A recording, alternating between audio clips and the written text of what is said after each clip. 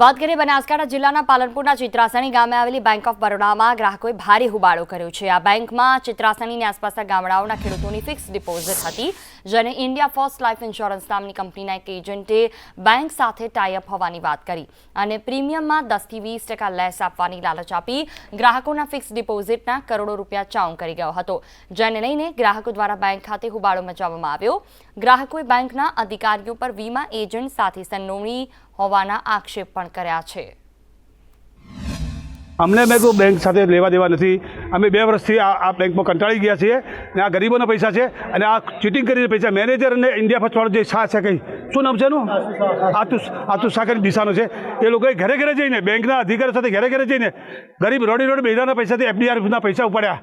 ગરીબ બધા સમાજોના પૈસા ઉપાડીને મજૂરી કરવાના પૈસા લગભગ 4 થી 5 કરોડ રૂપિયા કોમ્પોર્ટ થઈ ગયું। ત્યારે આ બજારોને ખબર પડી છે, અમે આ રજૂઆત કરવા આવ્યા છીએ। અમારી જોડેથી ચિત્રાસણી, જસપુરિયા, કોટડા, પિરોજપુરા, બોટાવાડા ટોટલી જે ખેડૂતોના પૈસા ફિક્સ ડિપોઝિટના સર્ટી પડ્યા હતા, એ એમના ઇન્ડિયા ફર્સ્ટ ઇન્સ્યોરન્સના એજન્ટે વટવરાઈ અને ટોટલી પૈસા ઉપાડી લીધેલ છે। અને આ લોકોએ અમને એવું કીધું હતું કે ભાઈ તમે એડવાન્સ પ્રીમિયમ 24 ને 25નું ભરશો તો તમને 10 કે 20% તમને લેસ મળે છે।